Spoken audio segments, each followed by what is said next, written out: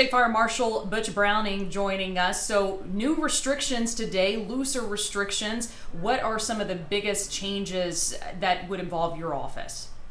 Right, so the governor was able to make some lax requirements based on the health officials' recommendations and our numbers being low. But make no mistake about it, we've got to remain vigilant. We've got to remain vigilant with the mitigation measures. We've got to encourage people to be masked up, be social distance, and get the vaccine. But fundamentally, what this new phase 3 looks like is similar to our last phase 3, but a little better. So our restaurants and our theaters and our venues that were at 50% will go to 75%. In addition to that, all bars in Louisiana will be allowed to open at 25%.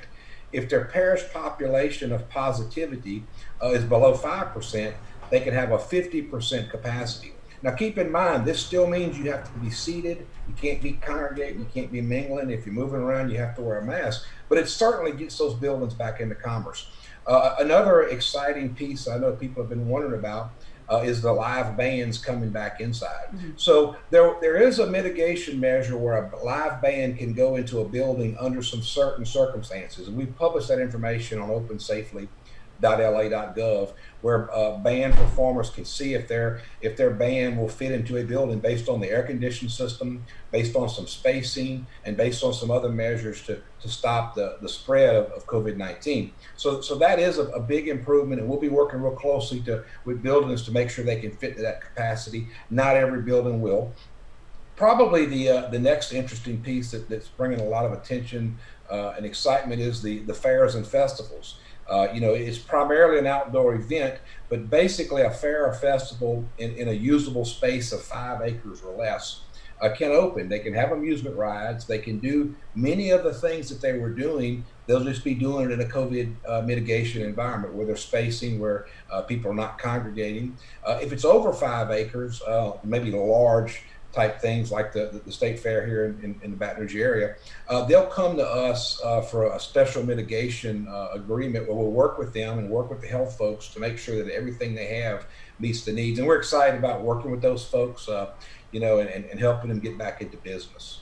So, Chief Butch Browning, these restrictions are probably as close to normal as we've felt in a full year now.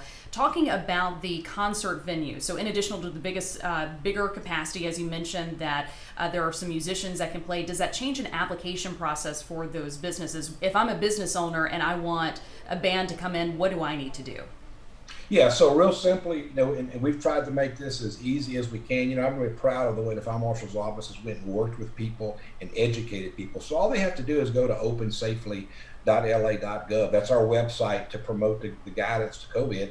And on there, they can follow the steps for a live indoor band. And there may be some things that you can't do. And in that case, your building wouldn't qualify. But we found that most large modern day buildings have the right type of air conditioned systems and the right type of floor space that they can make it work. And of course, they can call upon us, and we'll be glad to consult with them either on the phone or in person to help them get where they need to be. And we'll be promoting this information out to not only the band performers, but also the business owners across the state as well.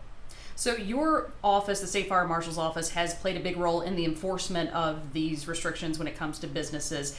Do the looser restrictions make your job easier or harder at this point? Well, I think there's still challenges for us because we have to go out and re-educate. But the easy part is we've already established a relationship. And I'm going to tell you, I've said this many times, 99.9% of the businesses in Louisiana have really called upon us and appreciate us to give them what they need to keep their customers safe, their employees safe, and to have return customers. So, in a lot of ways, it's easier. I mean, we've developed some friends that we never knew we had because of this pandemic. So, I just think as we put the information out, they understand, COVID. I mean, I've kind of joked in the past about I'm gonna probably be able to pass the test to be an epidemiologist when this is over with, because I've certainly learned a lot.